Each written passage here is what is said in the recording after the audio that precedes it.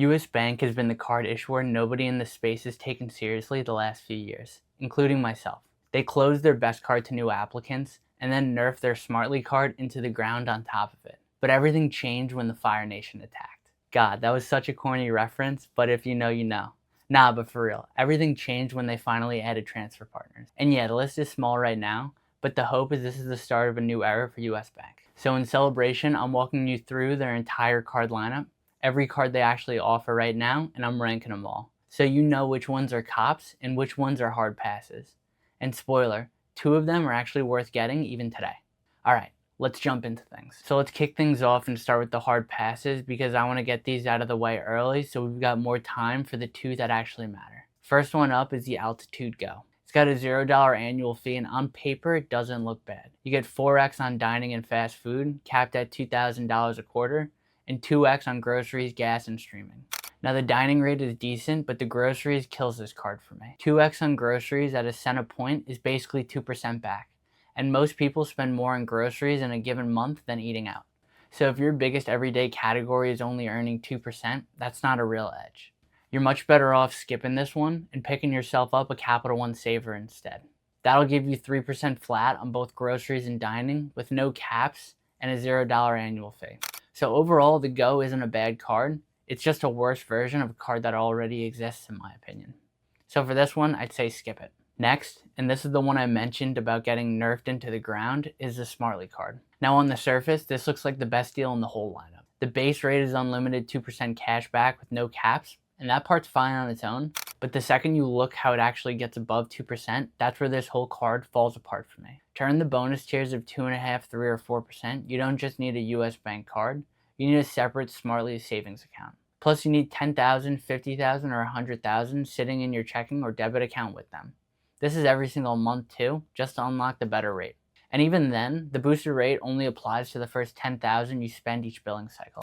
And looking into this card with even more detail, there isn't even a single sign-up bonus going on right now. So my take here is if you want a flat 2% with absolutely no strings, just get the double cash and move on. And if you do want more than 2% without locking your money in a low yield deposit account, go get the Robinhood Gold at 3%. Either one of these cards beats the Smartly for me, and it doesn't require you to tie up your money in one of these accounts. So for me, this card's a skip it. Now third is the Shield Visa. And for me, this is another Garbo card. You get the 4% cash back on certain travel, which absolutely isn't bad, but it's only on prepaid flights, hotels, and rentals booked through US Bank's own travel portal. That's it. Groceries, gas, dining, and everything else you actually spend on every single day earns nothing extra. And this card isn't even a Visa signature card, it's just a plain Visa, which tells you where US Bank ranks it internally. Now instead of this one, you're much better off getting a Wells Fargo autograph journey. It comes with a $50 travel credit for $95, so it's essentially $45 a year if you ask me.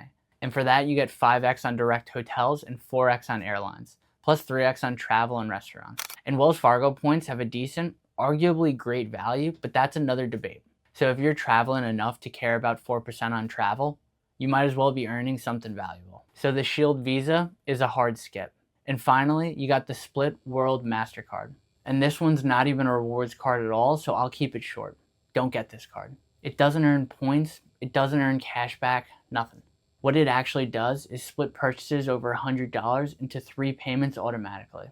No fee for the standard plan here. It's a buy now, pay later card wearing a World Mastercard badge. Now this is not to say that leveraging credit cards for payments is bad.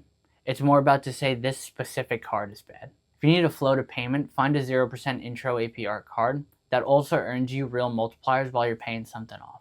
An example here would be the Wells Fargo Active Cash. Now that's just one, there's a bunch out there, so if you do research, I'm sure you'll find others. Just make sure if you're doing this, please make sure you have a plan. And read the terms of the card you're getting carefully. Otherwise, you'll end up being on the hook for the full payment and interest. But for the Split MasterCard here, let's skip it. So that's 4 down. Now let's get to the 2 that are actually worth your time. Starting with the one I think most people are sleeping on completely. And the first card up is the Cash Plus. Now most people look at a 5% category card and assume the usual suspects. Groceries, gas, dining, done. The Cash Plus doesn't work like that.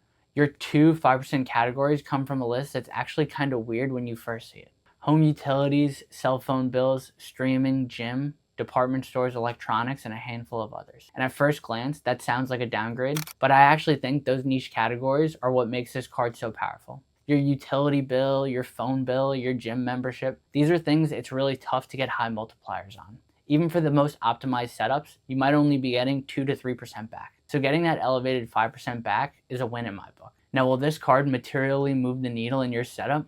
Probably not. But for bills you're already paying, getting anything above a 2% is a win for me. Now, big tip here. You need to go in and select your category each quarter. It's similar to a lot of those rotating category cards out there. So this isn't a true set it and forget it card.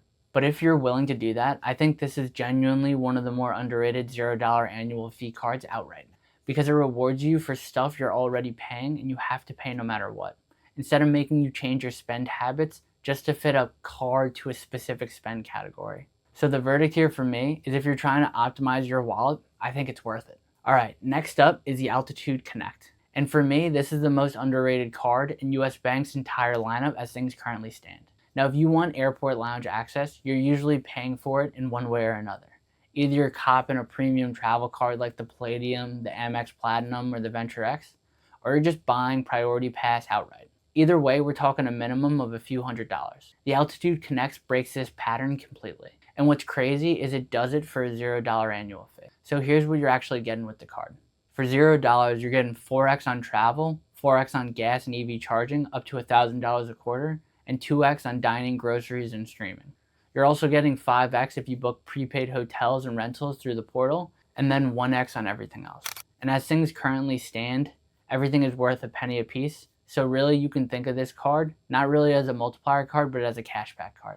Now, as far as multipliers go, these are decent, but really the whole reason I would get this card is for the lounge access. Because even when it comes to those premium travel cards, this card is actually kind of unique. It comes with 4 Priority Pass Select memberships per year. So you can choose to use them all on yourself 4 times, or bring a family of 4 in if you're only taking 1 trip a year. That's strong on its own for a no annual fee card, but what makes this card even better is it can be used for Priority Pass restaurants.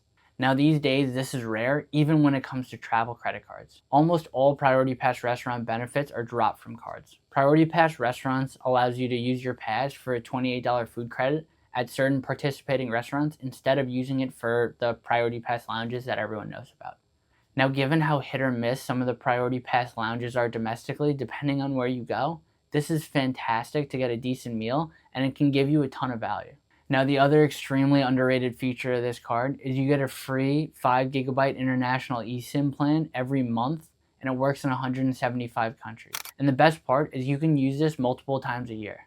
So say you've got an international trip in July and one in September, your international data can be covered with this for both trips. Now, I do want to flag that this is currently confirmed through November of this year, so it's up in the air if it's going to be renewed or not in the future. But as of right now, it's active and it's real. And I can tell you from personal experience, even just a few months ago when I was in Portugal for 10 days, that eSIM ran me about $20 for my international plan. So this is definitely real value here. And it's another huge perk for a free card. Now, I'm going to be honest with you. Depending on how much you realistically travel, I think this is the perfect substitute for a premium travel card for 99% of people. If you want lounge access but don't want to break the bank for those higher annual fee cards, this is where you should go. So final verdict on the Altitude Connect, absolutely worth it. Easily the best card US Bank is offering right now. And it's even one I'm thinking of picking up myself in the future potentially, specifically for the eSIM benefits and the Priority Pass restaurant flexibility. Now, speaking of premium cards, let's talk about the card that used to be US Bank's flagship card. Because even though you can't apply for it anymore, what just happened to it might be one of the most important parts of this entire video. So this is the Altitude Reserve, and it used to be US Bank's answer to the Sapphire Reserve and the Amex Platinum. It came with a $400 annual fee, and it was their premium travel card. Now, back in November of 2024, US Bank closed it to new applicants with no replacements announced. So if you didn't already have one, you were basically cooked. Now, if that was the whole story, this card wouldn't even be worth mentioning in this video. But it gets worse before it gets better. In December of 2025, US Bank hit existing reserve holders with a massive downgrade. The travel redemptions dropped from 1.5 to 1 cent per point, and the $325 annual travel credit that used to be able to be used for travel or dining purchases got restricted to only US Bank's own travel portal. So if you were still holding this card, it definitely got worse. And if you weren't, you were already locked out of getting it anyway. Now that's about as rough as it can get for a card holder and an issuer.